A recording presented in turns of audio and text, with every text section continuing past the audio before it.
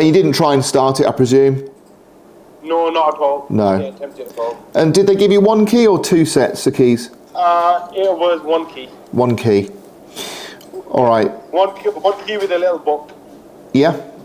Okay, mate. Well, I'll let you crack on then. No problem. I'll head back now and hopefully see you shortly. Okay, buddy. Thank you.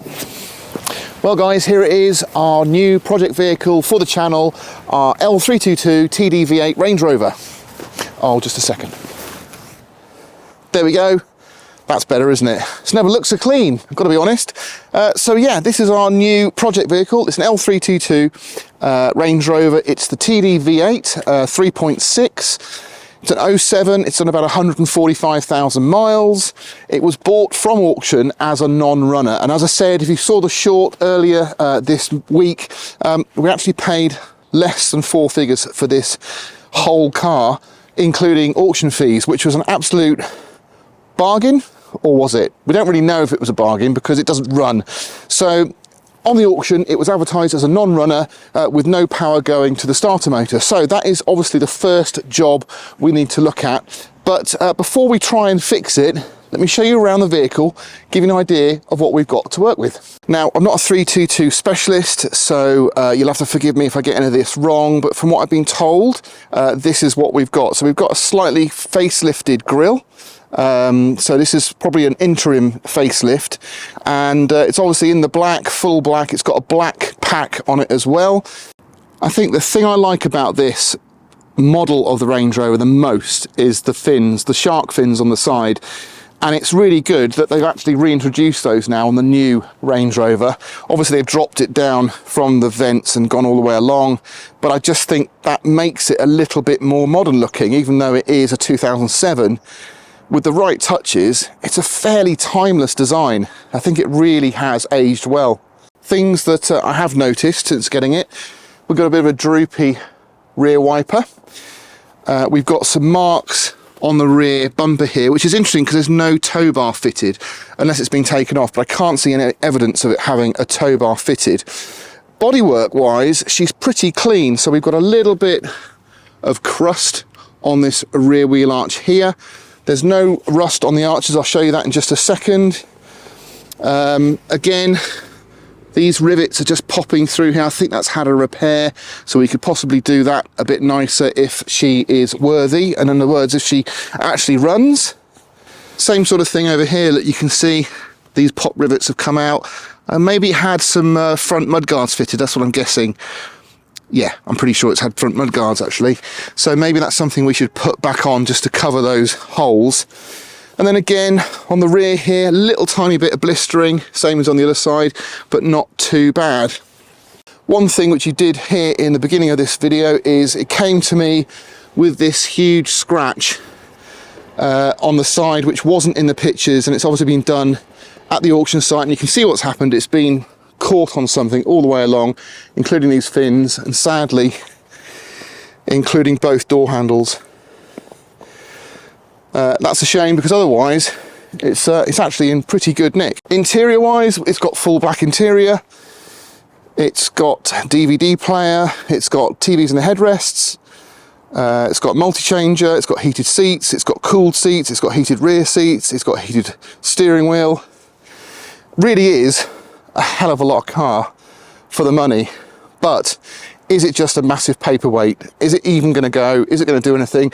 I mean, for what I paid for this, I'm pretty sure I can sell a couple of bits and then just get it weighed in and I would get my money back. So it hasn't been a huge gamble, but you know, I'd like to see it going again. I'd like to see it running again. Need to check a few things in the engine bay. So, coolant, we're not too bad on coolant, but we're not at the minimum. So let's add some coolant in there and see how much we need. We've got ½ a litre in here. There, that's taking it up to the top, was it middle? Yeah, we're in range now of the cold range. We need to check our oil.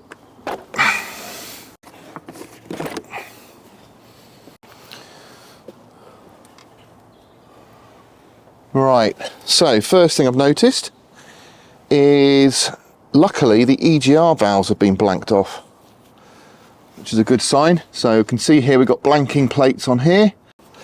So that's a good sign. Someone spent a bit of time. We've got plenty of oil, and it's pretty black to be honest, but it's not thick. So the first thing I'm going to do is whip out this battery. The fact that it's loose makes me think that someone's just dropped that in. So I would imagine, and there's a cap from the battery. So I reckon that's actually probably quite a new battery. But the terminals on it look absolutely shot. Terminals aren't even tight. So someone's been in here. Let's get this out. Well, what worries me is the condition of that terminal, look. So I don't know if it's been repaired or if it's just melted in situ, but that doesn't look good. So obviously we weren't getting a very good contact on that for a start. My guess is this battery possibly has just been dumped in the vehicle. Now we've got our assembly here.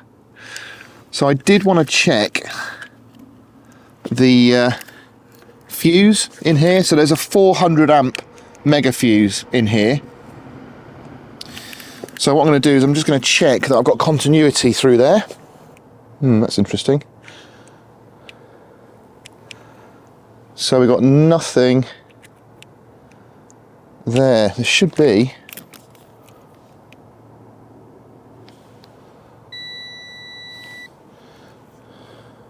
We'll go in here and have a look at the fuse. So inside this housing here, look, you've got this mega fuse. So it's a 400 amp. And I have seen on the internet that there's a few of these have gone. But I don't understand, because we were getting power, but I know there's separate. So basically we were getting power to this, but we weren't getting power to this, I don't think. And if that is the case, we have really lucked out. So there is our fuse. Now we'll soon find out. Look, let's try continuity on the fuse direct.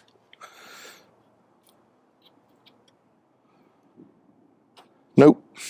Now, just because we've found a major fault in there doesn't mean it's going to fix it, because that's obviously blown for a reason. We don't know why that's blown, but it has. Okay, so old fuse, new fuse. Let's have a look.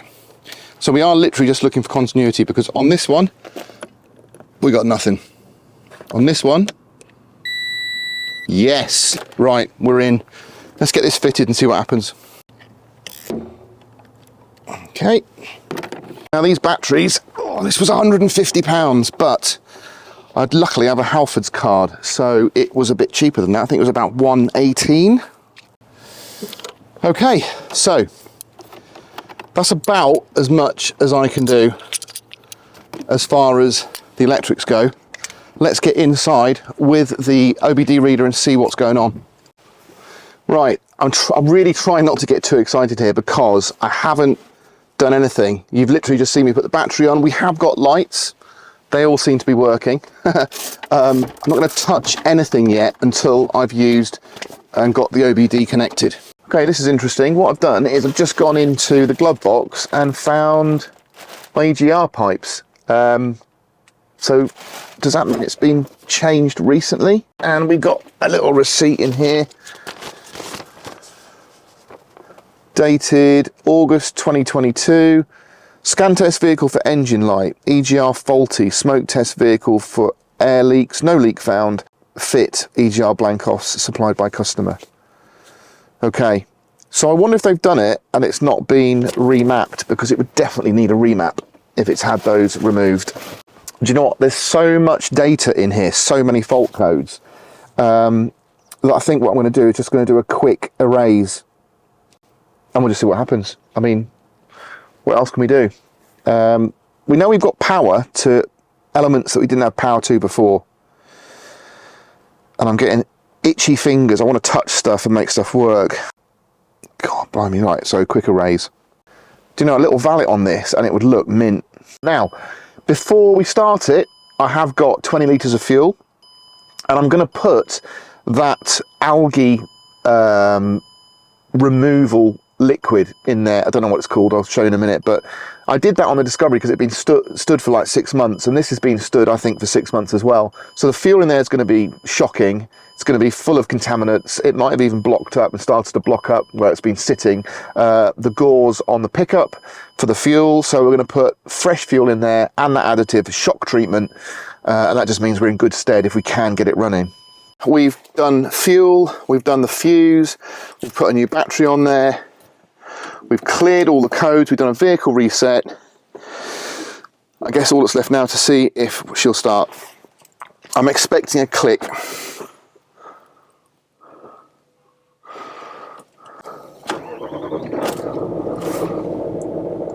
It starts!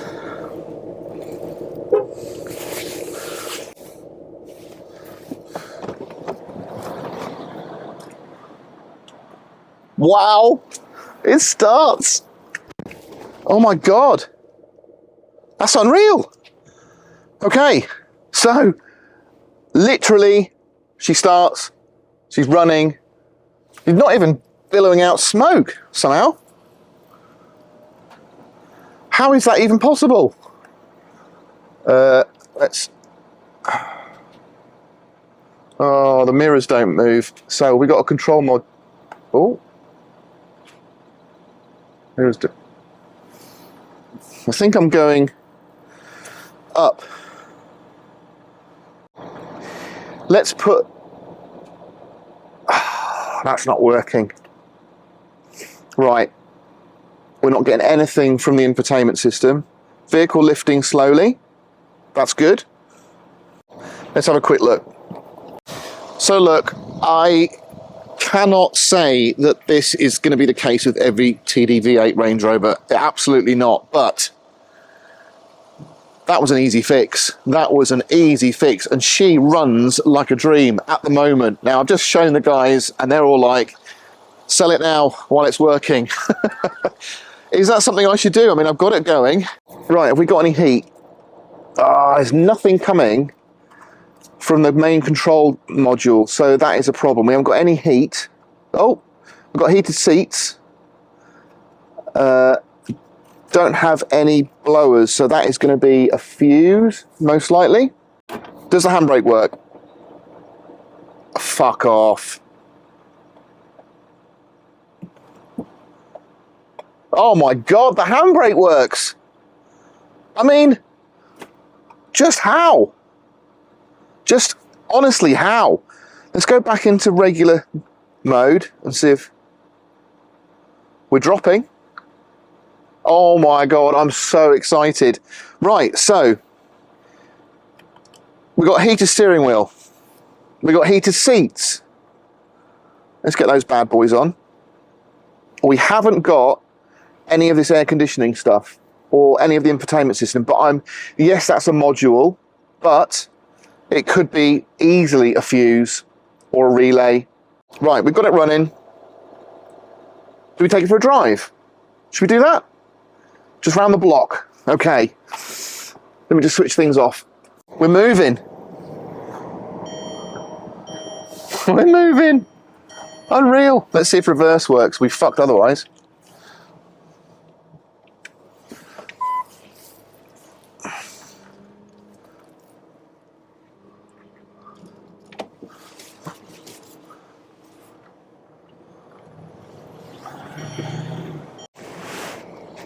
Oh my God, I was so excited, I forgot the camera was even running.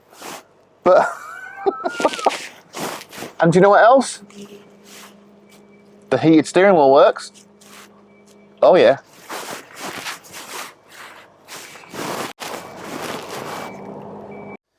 Do you know what else is really exciting? Is I've just found the service manual, which I knew it came with a service history, but it is pretty much a full service history. It goes right up to 2021, which I know is a couple of years ago now, but it just means it's probably overdue. It's been stood for 6 months. Well guys, that's going to be it for today's video. I hope you've enjoyed me getting a little bit overexcited about getting the TDV8 running, but do you know what? It's just such a result. So I'm just off now to the tyre centre to make sure that one of my tyres is actually legal before I go to the MOT this afternoon. Fingers crossed. Obviously, if that needs replacing, we'll do that before the MOT. I can't think we've got too much else that needs doing. Fingers crossed. We've got the CATACLEAN in there. I'm going to give it a little run now. But yeah, thanks for watching. I really hope you enjoyed it. If you did, give us a thumbs up. Make sure you hit the subscribe button and the notification, because we're going to be coming back to you with about 2 or 3 videos that I've already shot on the vehicle, and I think you're really going to enjoy them. So thanks very much for joining me, and I'll catch you on the next one.